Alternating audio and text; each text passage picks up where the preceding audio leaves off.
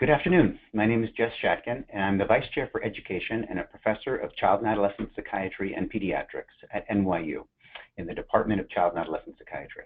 I'm thrilled to be with you today. I'm so pleased that you're listening, and I'm excited to present to you a topic that I've been researching and working on for about a dozen years. This is going to focus on why adolescents take risks and how we can help keep them safe. In a book that I've just written called Born to be Wild, which is the same name as the webinar I'm giving, I go into more detail than I'm going to be able to give you today. I also talk about how kids make decisions and how our thinking around decision making has been a bit fraught in the past and how we know much more now and can do much more. But I'm going to try to speak to the highlights today of, again, why kids take risks and how we can help keep them safe from a parent's perspective. So if you want more information, please check out my book. It came out a month ago. It's called Born to be Wild: Why Teens Take Risks and How We Can Help Keep Them Safe. You can submit questions at any time today by typing them into the questions pane of the control panel. That's on the right side of your screen. We will answer the questions as best we can at the end of the presentation. And having said that, let's get started. So here's what I'll be speaking to you about this afternoon. First, how do adolescents assess risk? And our thinking about this has changed in recent years, so we'll talk about that. Then we'll speak about why adolescents engage in risky behavior. And finally, which parenting practices will help keep our adolescents safe from risk. Now, if I ask you to think about the kind of risks that you took as an adolescent, the kinds of things that you did, and when I give this presentation to an audience that is with me in the same room, what I often hear is things like driving too fast, drinking too much, unprotected sex, jumping off of a bridge into a river, swimming drunk, in any kind of vandalism, stealing something, climbing the scaffolding outside of a building, the kinds of things that we can all relate to. And most of us, quite honestly, do engage in some sort of risky behavior like this as we grow. But almost all deaths in adolescence, and by here I mean 85+%, are due to problems with their emotions, the things they feel and how they respond to that, problems with their cognition, the way they think and how they respond to that, and then of course the behaviors in which they engage.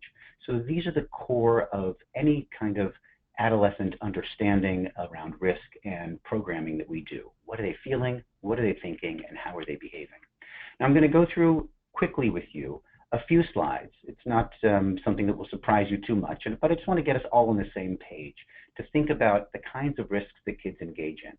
And all this material comes from the Youth Risk Behavior Survey. This is a national proportional sample looking at adolescents throughout the country. This study is done every 2 years, and we have a good sense from this study about the kind of risks and behaviors that kids engage in. Each of the next 8 or 10 slides is going to look just like this one. The total percent will be on the left, then male, female, then by 9th through 12th grade, looking at high school students, and then Black, Hispanic, and white. So you can get a sense of how things shake out by looking at the pictures. And this particular slide looks at the percentage of high school students who rarely or never wear a bicycle helmet. So you can see that over 80% of teenagers or high school students never or rarely wear a bicycle helmet. Now, this is not one of the biggest risks our kids face, but in fact, we know that helmets protect from head injury and concussion and death and severe injury and traumatic brain injury.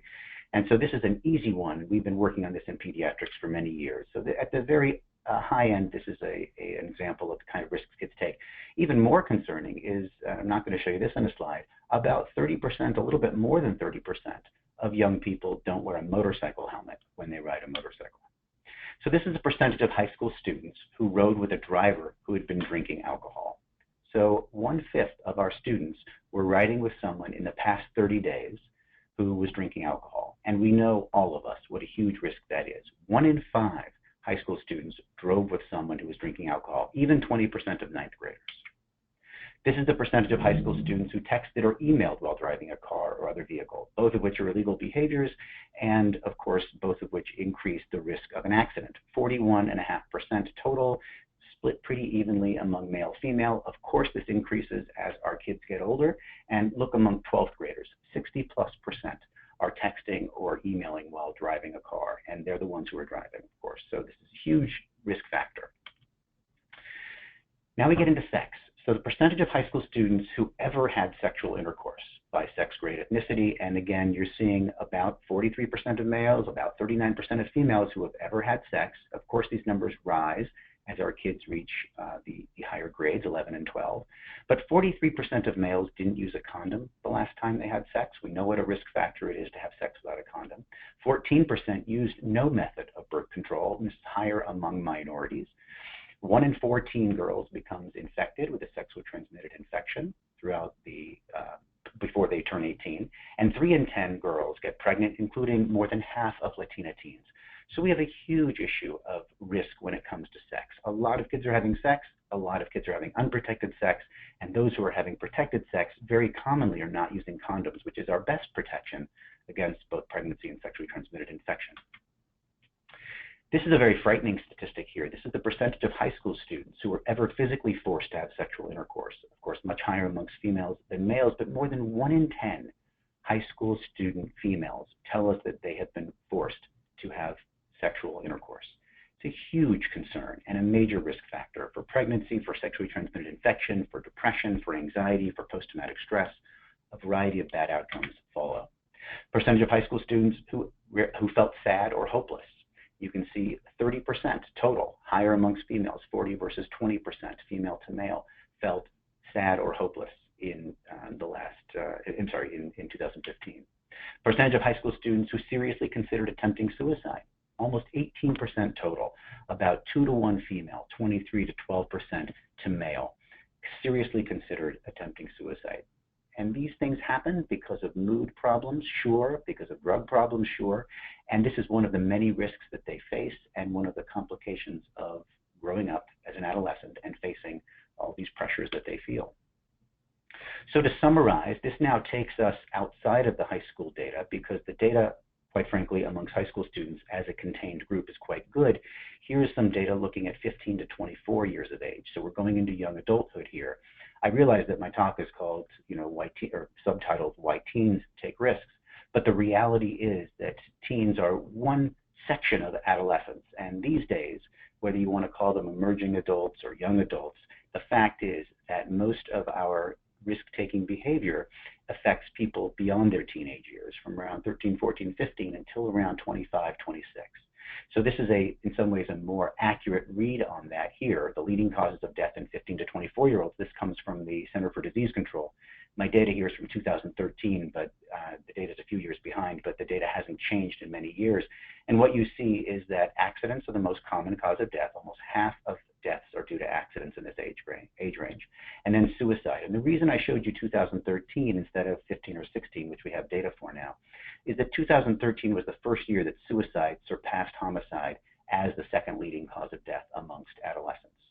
So suicide, 20% of our deaths in adolescents 15 to 24 due to suicide, 17 and change percent from homicide.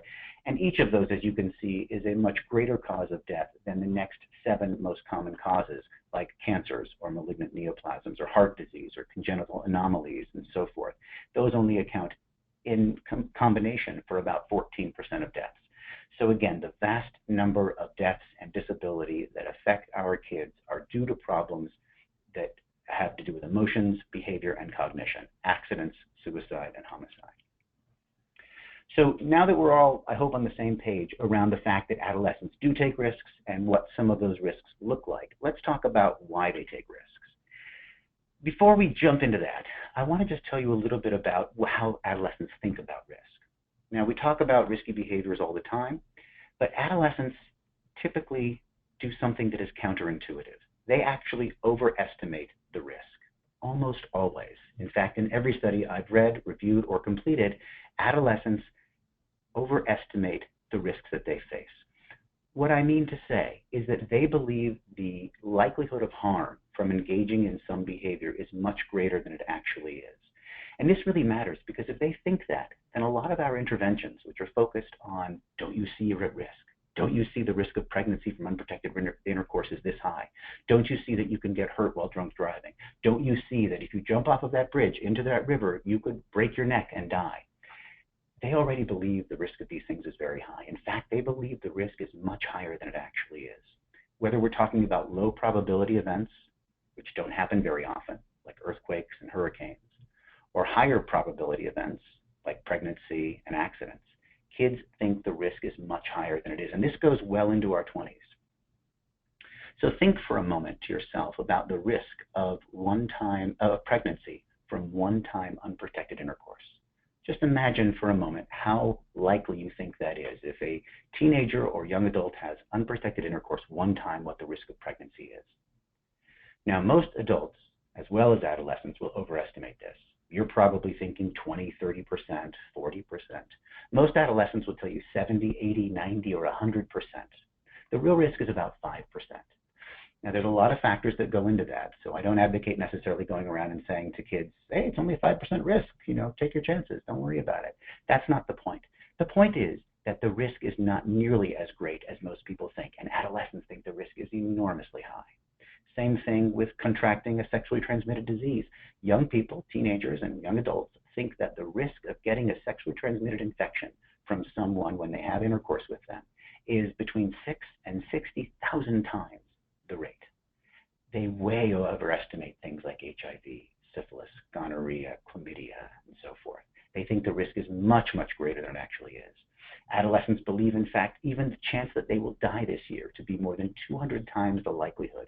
In one beautiful national probabilistic study of 15 and 16-year-olds, more than 3,500 kids nationally, they asked, what's the likelihood you will die this year? And amongst those young people, almost 19% thought they would die this year. It's about 200 times the rate. So we see this all the time. And this matters, understanding this, because the reality is that most of our health programming, most of the stuff that we do as a nation and as clinicians and as parents to help our kids face risk is to try to tell them that they are at risk. We say, don't you know the risk of driving drunk is really high? Don't you know the risk of having unprotected sex for sexually transmitted infection and pregnancy is really high? And because of that, our kids believe, God bless them, they believe that the risk is really high. But the risk is actually less than they think. Doesn't even matter. They think the risk is really high, but that doesn't stop them from taking risks. So most adolescent risk reduction programs focusing on improving our young people's ability to sense when there is risk. We try to overcome their belief in invincibility, but you know what? They don't think they're invincible, and that's a huge part of the problem. We've been approaching them as if they think they're invincible because we can't imagine any other reason they would drive drunk or they would have unprotected intercourse, but they don't do it because they think they're invincible. That's the first lesson for today. We try to transform their intuitive, automatic, adolescent, impulsive thinking, so we think, into adult-like decision-making. But that's not really what's going on, because adults don't think as we think they do, and adolescents don't either. There's more around this topic in the book than I can explain to you today, but if this interests you, please take a look at the writing, because the reality is adolescents don't make decisions in the way we think. And this has led to a lot of misguided programming like all of this. DARE doesn't work, usually makes things worse. Scared straight doesn't work, always makes things worse. Zero tolerance policies don't work, virtually always make things worse. Even a lot of the way that we teach driving and sex education in school often doesn't work, because we think that we're trying to convince our kids, we're trying to convince them that they're not invincible, but they already believe they're not invincible. So let's talk about some of the real reasons they take risk. These are the 6 things we're going to speak about: brain maturation, the reward system in the brain, the evolutionary, it should say advantage, not art advantage there, hormones in early puberty, peer effects, and behavioral contributions. Let's get into it. So here's a nice diagram that comes from an article written by a woman named B.J. Casey, who's at Yale, and she talks a lot about how the brain develops. And over the last 10 or 15 years, as our scanning tools have gotten pretty good, we've come to understand how it is that the brain sets up. What we understand, if you look at the grid or the graph on the left, that the prefrontal cortex, the blue shaded area, grows at a pretty regular rate and becomes wired or connected to the emotional brain system, here in red, called the striatum, that it becomes wired over time. It takes a while, in other words, for the frontal cortex, the thinking, logical CEO of the brain, if you like, to take control of the impulsive emotional drives. And in the pictures of the brain that you see here, the cartoons, you see the PFC kind of lightly shaded in children with dotted lines loosely connected to the lightly colored striatum.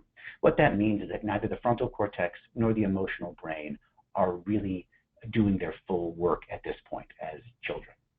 But by adolescence, the prefrontal cortex is more online, but so is the striatum. The striatum stands for that emotional part of the brain, the reward-seeking, fear responding, anger, jealousy, envy, love, passion part of the brain. And it's red hot. It's as hot as it will ever be. The excitement, the passion is greater in adolescence than it will ever be again, and our control of that passion, that PFC, is getting there, but it's not fully there, as demonstrated by the dotted line connecting the two, and the darker blue, but not quite yet very dark blue, prefrontal cortex. In the adult brain, you see a flip-flop of that. By the time you hit 30, 28, and up, your prefrontal cortex is now more online. It's darker, indicating it's better controlling and better connected to the striatum, or the emotional part of the brain, which is now faded a little bit pink again, so that we don't have such hot, agitated behavior. That is, with age, we become better at controlling our emotional drives. That's the take-home point. Part of this is neurobiology. We just get a better wired brain with time. We probably need that very hot, passionate brain as adolescents. And I think that nature has built us this way, but we'll talk more about that in a minute. This part of the brain here is showing us the reward system. And I won't go into detail because it's too complicated in the few minutes I have, but take it from me that the rewards feel better as adolescents than at any other time of life. Our dopamine levels are more responsive and higher, which means that sex feels better, getting drunk is more exciting, jumping off of a bridge is more exciting, jumping out of an airplane seems reasonable. All of these passions are much more intense because our dopamine-driven reward system is higher and hotter than it will ever be again. Just like in that pink emotional brain under the adolescent there, that red hot striatum I pointed to, this is largely being driven by this neurochemical dopamine. I mentioned before there's an evolutionary advantage to the adolescent being this way, or the adolescent brain being this way. And it's very clear that there's an advantage. The advantage is that we need someone young, someone who's strong, someone who's got great temperature control, great pain tolerance, great speed, great muscle mass, great fertility. We need those young people to forge out and find new lands, new foods, new mates, new water sources. And for eons of evolution, this worked for our species. This is why I believe our brain is built this way. The young, who are the strongest, will stay up late, like they have their delayed sleep cycle. You know this, adolescents want to stay up till 3, 4, 5 in the morning. They guard the cave. They're the strong ones. While the older people sleep, wake up early with the sunrise, and then can take their shift. We need the strongest among us to protect us at the time we're most vulnerable, at night, when our vision isn't so great. We need the strongest among us to forge new lands and to find new mates and new food and water sources, because they are the ones who are most suited for this. Yes, we're going to lose some of them. Mother Nature has decided that we will sacrifice some thousands to save millions, to save the species.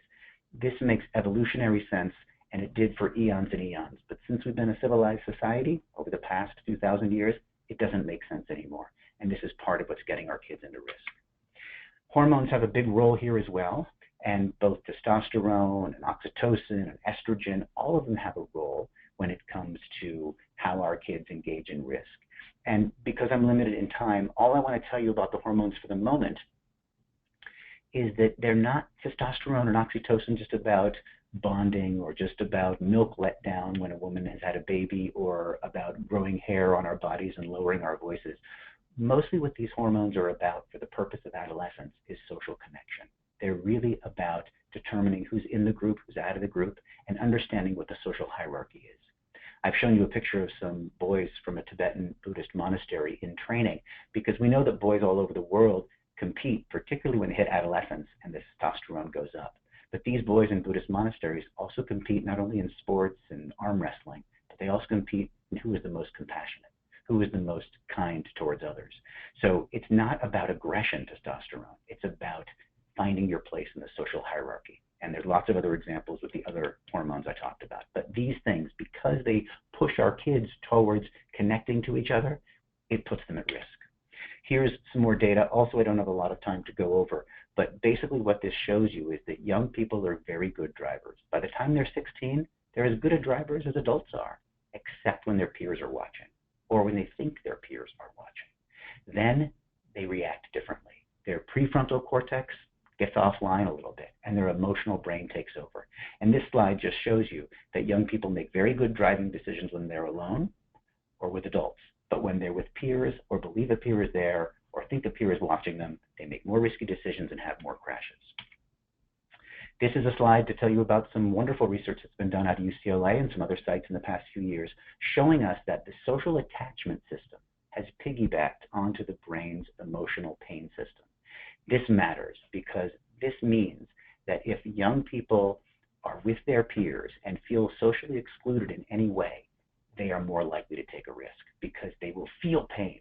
They will feel not only the emotional sort of discomfort of being left out or not being tagged in a Facebook photo or not being invited to a party, but they will actually feel pain, maybe not in their arm or leg, but it feels like physical pain to them. These brain systems run together. This pain is so real that when our kids are emotionally left out, not invited, we can treat this with Tylenol.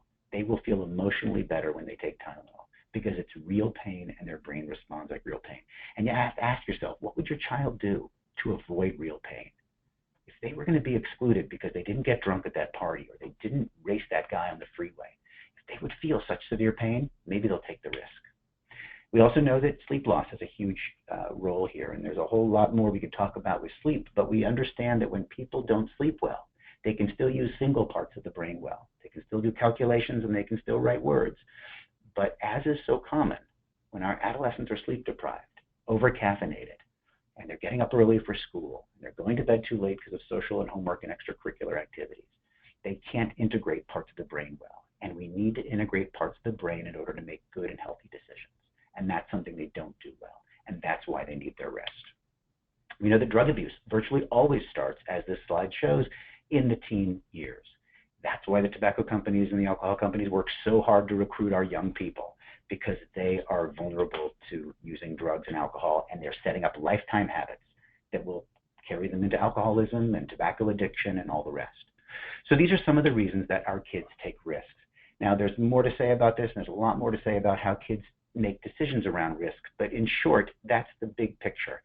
So our guiding principles for how to manage risk with our kids are not to give them more and more information and more statistics about how at risk they are, because they already believe they're a huge risk and that they're not invincible.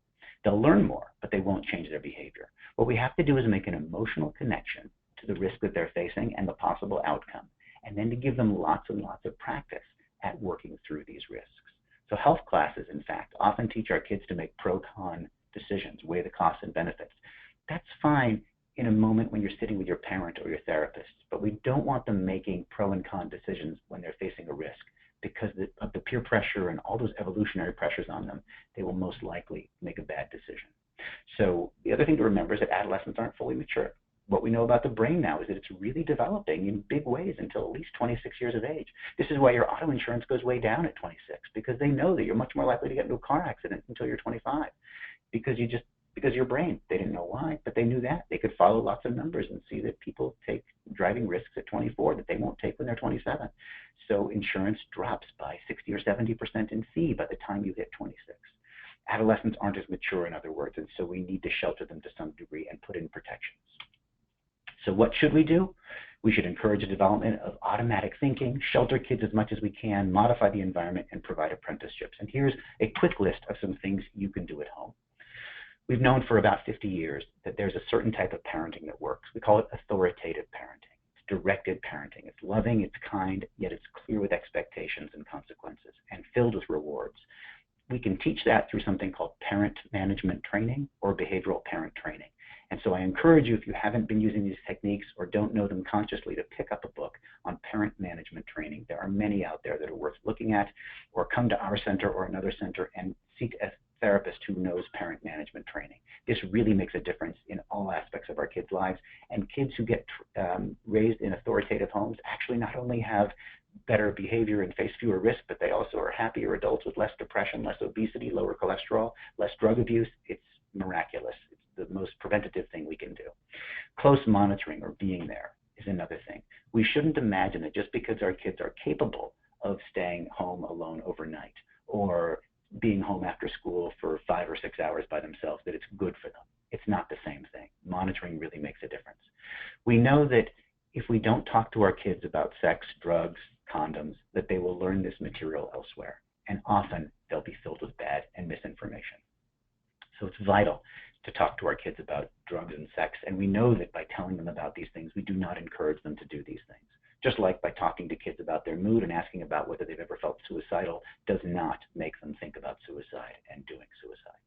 Limit screen time. We have a lot of information about the value of that. I know what a battle this is. I have a 16 and a 19-year-old myself, and I've gone through this, but we have to limit screen time. It makes a big difference in the lives of our kids on many levels. Empathy, risk-taking behavior, and so forth. Reward. Most of our kids really want some things.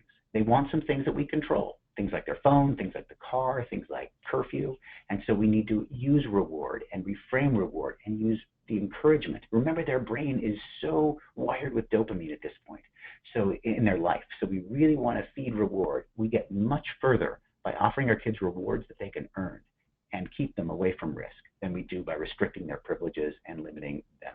Punishments work sort of okay, but we should never be punishing more than 10 or 20% of our parenting. Much more we should be thinking about how to reward them. Provide safe risks. There's a need for speed in the adolescent brain, so rock climbing, skateboarding, sports, water polo, football. These things are all great for our kids when done safely, and it will often appease some of that need for excitement and engagement, and highlight the short-term benefits of not taking risks. Our kids, most of them, really don't want to lie to us as parents. They don't want to get upset and frustrated. They don't want us to get upset and frustrated with them. They want to do the right thing. We want to give them the opportunity by holding them in the right kind of environment so they don't have to lie. We can use positive images of healthy behavior. So there's a lot of negative film and media out there, and it helps us to point this out. We can teach our kids media literacy by looking at the media. We can acknowledge that the risk is low. Even if our kids know that the risk of one-time unprotected sex resulting in pregnancy is 5%, that doesn't mean it's not going to happen. That means if you have sex 20 times unprotected, you're getting pregnant. It might happen even 2 or 3 times during those 20 times. But it's certainly going to happen at least once.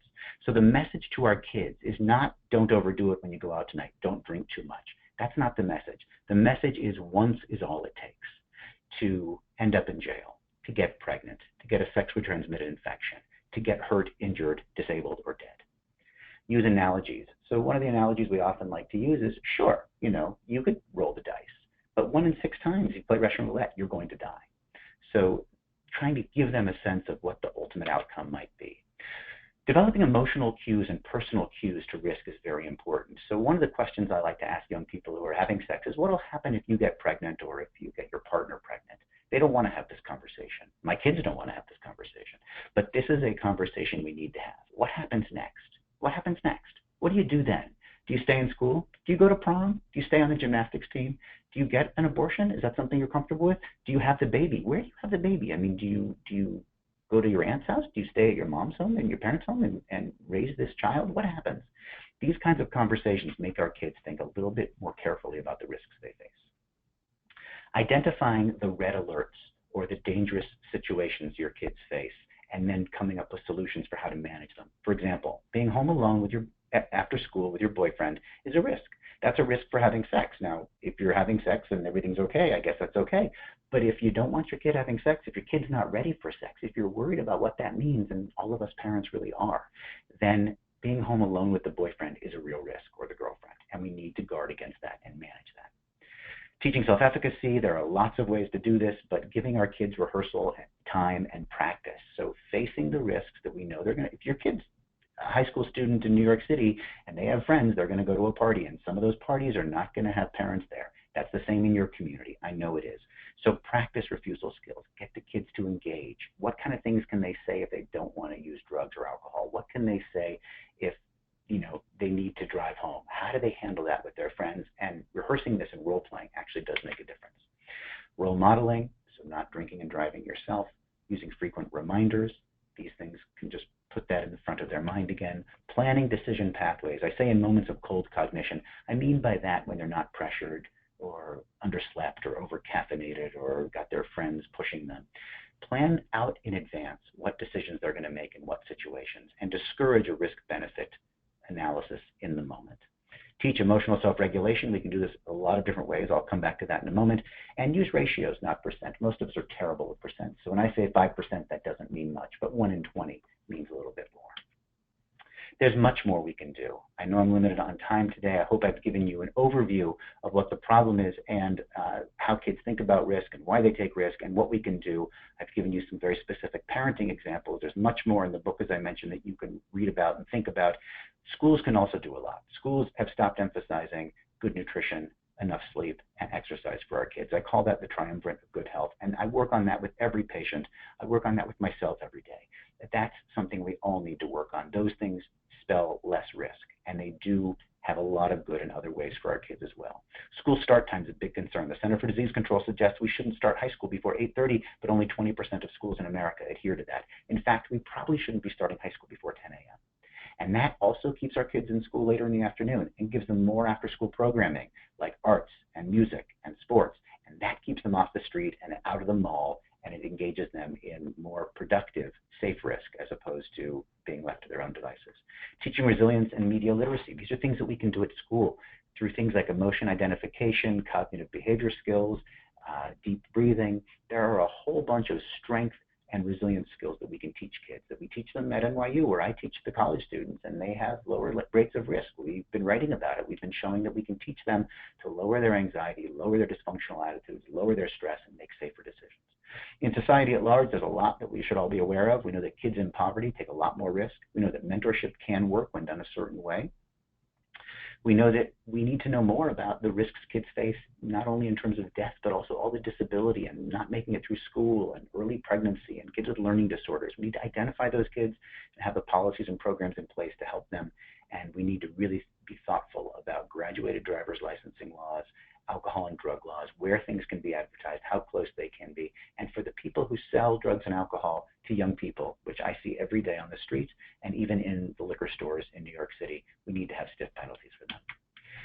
This is time for questions. That's me, and this is my book, which just came out October 3rd. It's available everywhere and on Amazon and different places, and I hope that you'll take a look at the book. All right, I'm looking at questions here, and I'm going to start by taking your questions. I'm very happy to have them. We'll stay on as long as we can. Here's question 1. How can I get my 16-year-old to feel free to talk with us without her thinking that we will reprimand her? And this is a great question because parents want to know what their kids are doing, usually, but we know that if we ask our kids questions and they tell us things, they're setting themselves up for a possible punishment. So what we want to do in this case is to set up very early, as young as we can, or as young as our kids are, with an aura of openness at home, an opportunity to discuss whatever's going on. And we can start this ourselves by sharing with our kids the struggles we have. When I get off the phone and I've had a difficult conversation and I seem irritable or grumpy, it's a good thing for me to explain to my kids what I'm going through at that point, how I'm feeling. This helps them to understand how to identify their feelings and process them. So back to your question in a more specific way. You can set up things as you wish in your home. You can decide, for example, that what you want is to tell your kids, you can tell me anything and I won't punish you for it. We'll just try to figure out a solution. And you can live by that. Some parents do with certain kids. Other parents say, you can tell me anything and I want to know everything because I want to help you. However, if I sense there's a real concern, if I'm very frightened or for you, then we may engage in restructuring this somehow, rethinking this somehow. We may even have to restrict privileges somehow. It's important for us to remember in our society that we go, when our kids are very young, from an environment where we're kind of a dictator as parents. It's really an autocracy, to more of a social democracy as they age. But as they're 16 and 17, just because they can think clearly, not always in a moment of risk, but in general, just because they are able and capable of having logical conversations, it doesn't mean they're ready to take on sex and alcohol and driving and all these big responsibilities that they often get. So we still need to be present. We can still punish if we have to. We can still engage with them. What I do with my kids, what I do with the families I work with, is I encourage that open conversation, and I reserve the right to punish. I reserve the right to restrict privileges. But because I don't usually have to, because the kids are being pretty honest, we don't end up in that situation very often. Question 2, are there any cultural differences in the types of risks taken by teens? There aren't, as far as we know, cultural differences insofar as blacks or Latinos or whites tend to do certain things and others don't do other things. But we do know that minorities in America, at least, face more risks. But we think that's due to poverty and due to inequity in the environments in which they live, schools not being as robust, healthcare not being as available, mental health care not being as available. We think it's because of that kids face risk, and that's the issue, or the disparities in risk. Question 3, what about risks online? How do you recommend managing and handling bad choices, like posting personal information on social media that is inappropriate? This is a very important issue and a good question. Kids are exposed to all sorts of things online that they were never exposed to before. I have a lot of information in the book where I talk about actually how to handle media with your kids, and I give some really nice 9 instructions on things I encourage you to do. One thing, for example, is to remember that you own the phone, you own the screens, you own the laptop, you own everything. That is, you have actually more power as a parent than you might realize. When your kids get online, I encourage not giving them a laptop unless it's absolutely necessary for school, absolutely. A desktop computer that's in a common room, like a family study or the living room. May not be the most wise decor choice for your living room, but if they're using online there, you know where they are. Hold off on giving your kid a smartphone as long as possible. Quite frankly, we got by with them. We didn't need them. The world is safer now than it's ever been. Truly, there's less terrorism. I know there's some terrible things happening, but less than there used to be in the United States affecting our teenagers. So the fact is that we don't need to be in constant touch and texting. And so hold off as long as you can, at least until high school, before you give your child a smartphone. Then remember, when you give it to them, it's your phone. You own it. They cannot, under any circumstance, get a smartphone until they're 18, nor a laptop, nor internet service provider. You're the one who has to do that. There's laws around that. So you're letting them use this. It's your phone. They can call it their own, but you are going to be managing it, and you're going to take it and put it in a fruit bowl or some other communal place until their homework is done, and then you'll give it back to them for a certain amount of time. I know this makes you potentially unpopular at home. I totally get it. On the other hand, what are you faced with? What are your choices? If you let them have unfettered access to media, we know that a lot of negativity goes with that. Increased risk, increased sexual activity, increased drug and alcohol use, less empathy. There's a lot that's tied to. It's not a direct link. Please understand, it's not like if you give a kid a smartphone, they're going to go start using drugs. But the risk of them having more access to more misinformation, more social engagement, more opportunities for them to feel left out, for them to feel that emotional pain I was talking about, that results in more risk-taking behavior. Last question, similar. How do we keep, this is our last question, I'm sorry. How do we keep our kids from binge drinking if their friends are doing it? And how do you feel about letting teens taste alcohol at the family table to demystify it? So, great question. We don't have any data suggesting that allowing your child to have a little bit of wine at dinner or to taste alcohol, there's no hard and fast data to suggest that that causes any increase in risk-taking behavior. However, there is a little data suggesting it does. So if you really want the best medical advice at this moment, your kids don't use drugs and alcohol until they're 21, because the longer we hold them off, the better thinking they develop, the more likely they are to not face addiction and to make better choices around drugs and alcohol. It's not like something magical happens at 18 or 21 with the brain. The brain is developing on its own slow, steady pace. But the reality is that the longer we keep them away from it, the better. Having said that, if you have a culture or a family culture that is surrounded by using drugs and alcohol, at least in America, drugs in other cultures sometimes, and there's exposure to that at a young age, that won't necessarily make your kid into an abuser, but let's not kid ourselves. Giving them small amounts to taste doesn't say you can only use it here with me. Some kids will think, oh, my parents are cool, they let me taste it, so I don't need to go get drunk with my friends because my parents trust me. But that's a minority. Most kids will see that message as, well, my parents kind of condone it, it's sort of okay.